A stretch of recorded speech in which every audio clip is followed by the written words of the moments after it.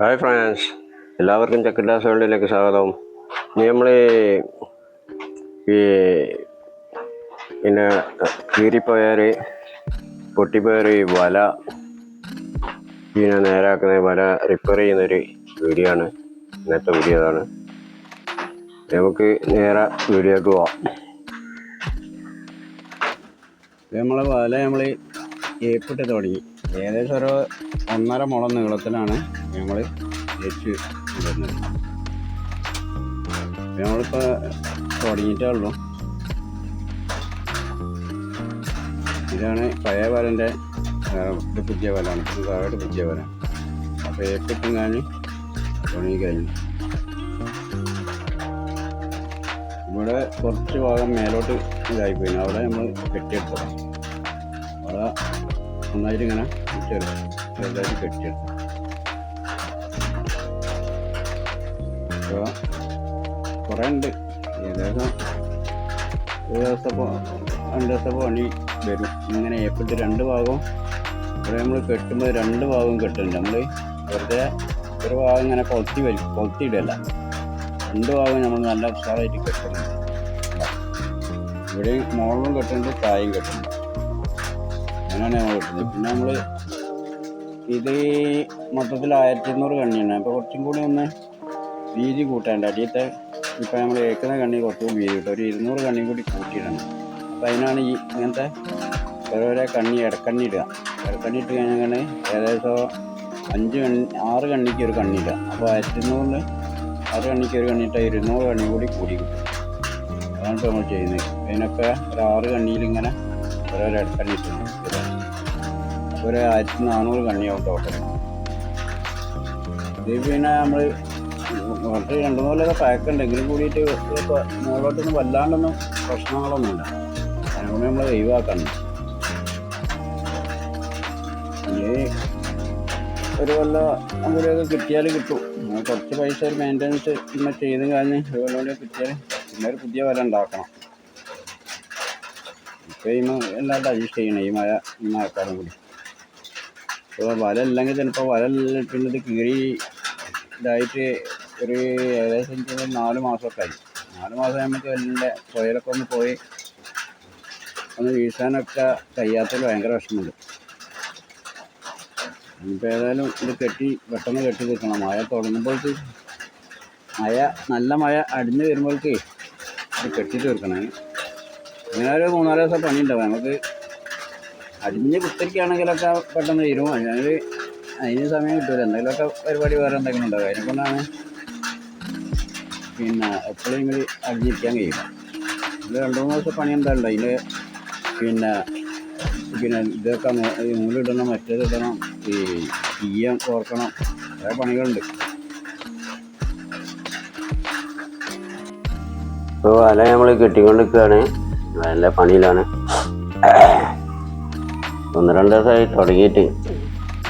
പിന്നെ നമ്മൾ വല കെട്ടാൻ തുടങ്ങുമ്പോൾ എന്തെങ്കിലും പരിപാടി ഉണ്ടാവും. അപ്പോൾ അടുത്തേക്ക് എങ്ങനെ പോവുക, നേരം പകരുന്നത്. ഇത് കെട്ടിയെടുക്കാൻ ചെറിയ പണി തന്നെയാണ്.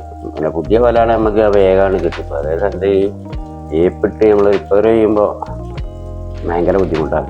അവിടെ ഇവിടെയൊക്കെ നമ്മൾ പോയിക്കൊണ്ടിരിക്കുന്ന സമയത്തേക്കാണ് വേറെ എവിടെയെങ്കിലുമൊക്കെ അടിയിൽ കണ്ണി പോയത്, മുകളിൽ കണ്ണി പോയത്. പിന്നെ അത് റെഡിയാക്കി ഇങ്ങനെ ശരിയാക്കണം. പിന്നെ നമ്മൾ കണ്ണി കെട്ടുന്നതിന് മുകളിലും താഴെയും കെട്ടുന്നുണ്ട്. താഴെ കണ്ണി കോത്തിലല്ല. ഇല്ല, താഴെ കണ്ണി സാധാ കെട്ടുമ്പോൾ പിന്നെ കെട്ടിക്കഴിഞ്ഞാൽ നമ്മൾ അവിടെ കോട്ടതാണ് ഏപ്പിട്ടാണെന്ന് അറിയില്ല. അങ്ങനെ ഒരു ഏപ്പിട്ടാണ് അറിയുക. നമ്മളെ നൂലിൻ്റെ വ്യത്യാസം ഉണ്ടാവും. അല്ലാത്ത രീതിയിൽ അറിയില്ല. ഒരേ കെട്ടായിരിക്കും താഴെ മേലെ. ഇതിനാണ് തുറന്നങ്ങനെ ഇരിക്കണം. വല പിന്നെ സ്ഥിരമായിട്ട് കെട്ടുന്നത് പിന്നെ പ്രശ്നമില്ല. പിന്നെ അപ്പം നമ്മൾ കെട്ട് കഴിഞ്ഞ് വലൻ്റെ കണ്ണി ഈയം തിളക്കൽ തുടങ്ങി. ഈയം തിളച്ച് ഏകദേശം പകുതിയായിരിക്കും. 5 കണ്ണി വിട്ടുകാൻ ഒരു ഈയാണ് തിളക്കുന്നത്. ഏകദേശം അങ്ങനെ തിളച്ച് തുടങ്ങി. ഇനിയുണ്ട് കുറച്ചുകൂടി. ഈയം തിളച്ചിട്ട് പിന്നെ അതിൻ്റെ കയറിടണം. ചുരുക്കാലിടണം.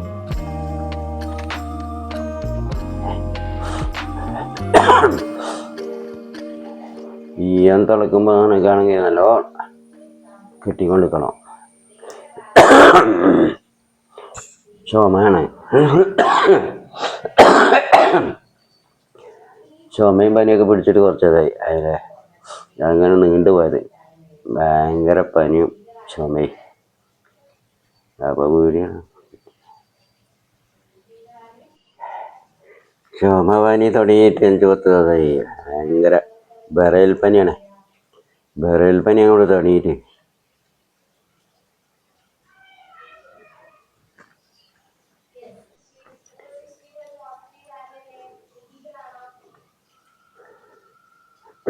നെയ്യം തിളക്കാന്ന് പറഞ്ഞാൽ നെയ്യം തിളക്കാൻ നല്ല ടൈറ്റാക്കി കെട്ടിയില്ലെങ്കിൽ അത് ഇങ്ങനെ തൂങ്ങിപ്പോവും. അപ്പോൾ അത് നല്ല ടൈറ്റാക്കി കെട്ടണം, വലിച്ച് കെട്ടണം. നല്ല വലിച്ചു കെട്ടിയിട്ടില്ലെങ്കിൽ കുറച്ച് കഴിയുമ്പോഴേക്ക് തൂങ്ങി കിടക്കും. പിന്നെ അവിടെ ഇവിടെയൊക്കെ എല്ലാ സ്ഥലത്തും കുടുങ്ങി കിടക്കും.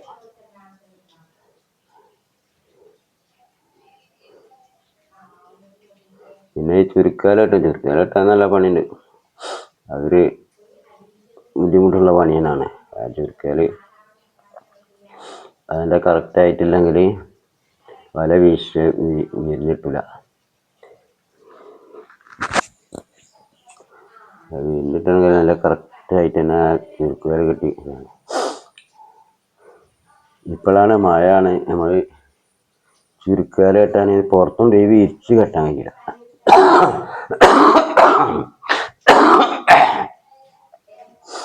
വിരിച്ചിങ്ങനെ നല്ലോണം വിരിച്ചിട്ടിങ്ങനെ നമുക്ക് ഉള്ളിൽ കൂടെ അങ്ങോട്ട് ചുരുക്കാല ഇട്ട് കെട്ടാൻ നല്ല സുഖമാണ്.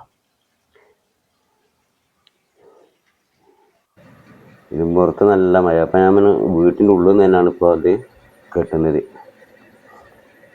അതെന്ന് ഇത് ഇങ്ങനെ കെട്ടുമ്പോൾ വളരെ റിസ്ക്കാണ്. കാരണം അങ്ങോട്ടും ഇങ്ങോട്ടും ഇപ്പം ചൊറിഞ്ഞ് പോകാൻ വളരെ സാധ്യത കൂടുതലാണ്. ഇങ്ങനെ ചുമരുമ്മ കൂടി ഇങ്ങനെ തൂക്കിയിട്ട് ഇങ്ങനെ കെട്ടുന്നത്. അപ്പോൾ പിന്നെ അങ്ങോട്ടും ഇങ്ങോട്ടും ചൊറിഞ്ഞ് വയ്ക്കുകയാണെങ്കിൽ ആകെ കുളമാകും. എടുത്തിലോ പണി ഫെയിലാവും. ഇത് വളരെ ശ്രദ്ധിച്ച് കെട്ടണം. അപ്പോൾ നിവൃത്തിയില്ലായിട്ടാണ് ഇപ്പോൾ അങ്ങനെ കെട്ടുന്നത്. ഈ അലിഞ്ഞ മഴയാണ്. അല്ലെങ്കിൽ നമ്മൾ ടെറസ് കൊണ്ടുപോയിട്ട് വിരിച്ചിട്ട് ഇങ്ങനെ ആദ്യമൊക്കെ കെട്ടിന്. ഇപ്പോൾ ഒരു നിവൃത്തിയില്ല.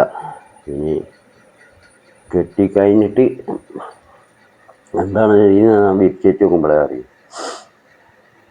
ഏതായാലും നമ്മൾ ഓരോരോ കണ്ടിട്ട് അപ്പോൾ നമ്മൾ വിരിച്ച് ഇപ്പോൾ ടെറസ് കൊണ്ടുപോയി മഴയൊക്കെ പോയ സമയത്ത് നമ്മൾ ടെറസ് കൊണ്ടുപോയി വിരിച്ച് നോക്കി. കുഴപ്പമൊന്നുമില്ലൊക്കെ കറക്റ്റ് തന്നെയാണ് കെട്ടൊക്കെ വന്നത്. മറ്റേത് പിന്നെ ഓരോരോ ചുരുക്കാൽ അപ്പുറത്തെ കുപ്പത്തൊക്കെ കഴിപ്പിക്കുകയാണ്. പിന്നെ ആകെ വല പിടുത്തം വിട്ടു, പിന്നെ വീശാനൊന്നും കഴിയില്ല. ഏതായാലും ഒക്കെ കണ്ണി കറക്റ്റായിട്ട് വന്നിട്ടുണ്ട്, പ്രശ്നമൊന്നുമില്ല. ഇനിയിപ്പോൾ അതിൻ്റെ താഴെ കെട്ടിയ ചുരുക്കാലിൻ്റെ ഒക്കെ ഒന്ന് ടൈറ്റാക്കി കറക്റ്റാക്കിയിട്ട് മാത്രം